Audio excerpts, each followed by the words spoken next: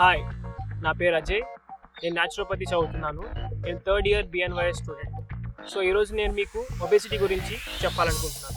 So ఒబేసిటీలో మనం చూసుకుంటే grade 1, grade 2, grade 3 లేదా మార్బిడ్ ఒబేసిటీ అని కూడా దాన్ని మనం అంటాం. సో ఈరోజు మన మెయిన్ టాపిక్ ఏంటంటే ఒబేసిటీ ఉన్న వాళ్ళు షుగర్ తినొచ్చా తినకూడదా అనేదే మన మెయిన్ టాపిక్. సో ఇండియాలో మొత్తం చూసుకుంటే మ్యాక్సిమం ఒక 8 మెంబర్స్ని తీసుకుంటే అందులో ఒకరు ఒబేసిటీతో బాధపడుతున్నారు. ఇది మనం అడల్ట్స్లో చూస్తాం.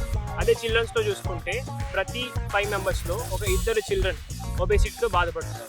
సో ఈ particular group of amount of పీపుల్లో మనం వాళ్ళు ఏ విధంగా షుగర్ తీసుకోవచ్చు, అలాగే ఏ అమౌంట్లో వాళ్ళు షుగర్ని తీసుకోవచ్చు మనం ఈరోజు తెలుసుకుంటాం. ఇప్పుడు ఒక నార్మల్ ఒబేస్ పర్సన్ తీసుకుంటే వాళ్ళు రోజుకి ఎంత అమౌంట్ ఆఫ్ షుగర్ తీసుకోవచ్చు. సో దానికి ఒక చిన్న ఫార్ములా ఉంది. అది మీకు తెలియడానికి కొంచెం కష్టంగా ఉండొచ్చు. ఆ ఫార్ములా ఏంటంటే total number of calories into 0.10/4 calories.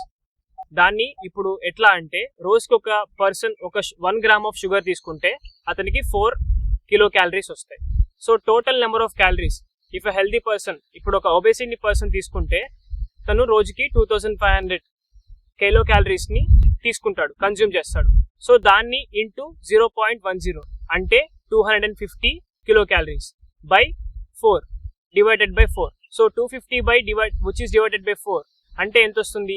62.5 grams. So ఒక ఒబేసిటీ ఉన్న పర్సన్ రోజుకి 62.5 గ్రామ్స్ ఆఫ్ షుగర్ని తీసుకోవాలి. అది ఏ ఫామ్లోనే తీసుకోవచ్చు. సో ఆ పర్సన్ ఆ షుగర్స్ని ఎలాంటి ఫామ్స్లో ఏ విధంగా తీసుకోవాలో మేము తర్వాత వీడియోలో చెప్తాం. సో ఇలాంటి క్యాలరీస్ని షుగర్ ఫామ్లో తీసుకోవాలంటే ఒక పర్టికులర్ డైట్ ప్లాన్ ఉండాలి.